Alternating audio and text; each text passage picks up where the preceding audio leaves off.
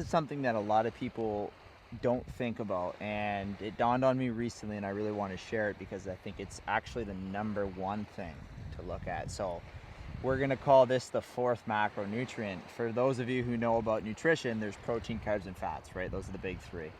But what most people forget about is that fella up there and the air you breathe. Now, if you think about, say, food and water, right, and air, these three things.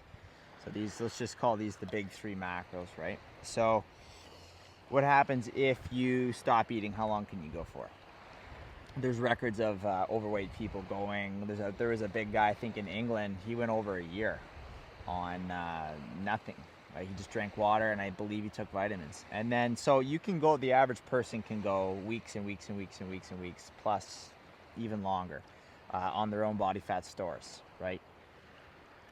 Now, going further down the scale to water. How far or how long do you think you can go without water? Now, the average person is going to say 3 days, but that's not true. The human body is similar to a camel in the sense that we pull we pull water from our body fat. It's called metabolic water. And most fat cells aren't just all glycerol, right? There's a good bit of water in there. So there is many documents of people going a week, 2 weeks, 3 weeks, and I've even read people going upwards of 40 and 50 days, right? There's a Russian guy named Sat Marga that has reportedly done that. And there's other people that, I mean, this kind of information is held back from us because the powers that were don't want you to know that you are very capable of doing these things, right? You are very powerful. So we have water, and we could only go so long without water. So food's here. Now we're coming down water. We can only go so long without water, which states the importance of water, hydration in the body. And then we go to breathing.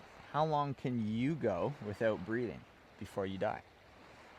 So for most people, that's only going to be 3 to 5 minutes, right, before you're done. Now, if you think about that in the context of the air quality that you're consuming, breathing in, putting in your body, wouldn't it correlate to the fact that you want high air quality? Considering that if you stop breathing, meaning the importance of air is higher than both food and water, that you should take a look at the quality of the air you're breathing. This is going to sound far out to most people, but the quality of the air is more important than what you eat and the water you're drinking. I know that sounds far-fetched, but again, think about it. Here's one example that I noticed. So I live in Hamilton, Ontario right now. Terrible air quality across the board. And a couple weeks ago, I was biking to and from my union hall to save a couple bucks and get a workout in. Now I had to pass through the industry, the steel industry, asphalt industry. There's a bridge called the Skyway, and there's a trail you could take that'll take you all the way from Hamilton, basically to Burlington. And I've been rinsing out my nasal passages almost daily for a couple years now, and never once has this happened where I had it burnt so bad, and I had this smell on my body from the putrid air. And I wear a respirator and stuff when I'm welding, so it wasn't that, right? And I've always worn a respirator when I weld, so it's nothing to do with that. This is the air quality that's coming from the city, of all the industry, all the steel industry, the asphalt. There's all these birds that shit everywhere, and it smells fucking awful. So that was one thing where I was like, oh, wait a minute, like, this air quality is making my body acidic. Like, it burns so bad, I actually dumped out my distilled water because I thought it was bad. And then I tried another batch, and then I tried some from the grocery store, and it all had the same effect on me. So the quality of the air is basically the quality of your life and your health. It's very important. And like, there's records of people living way up in northern climates like the Himalayas, and they actually have some of the best longevity in the world. Like the Swiss Alps, clean air.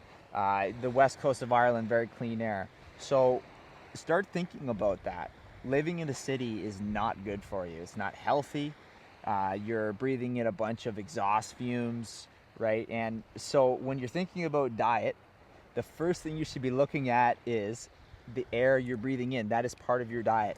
Same with the sun, right? If you're going somewhere where there's no sun, you're not going to be as healthy as if you were somewhere where there's more sunshine. It's just we are solar beings first, right? We pull, we make nutrients similarly to plants from the sun and the air we breathe in gas form. So this is why you can go without eating and drinking for lengthy periods of time.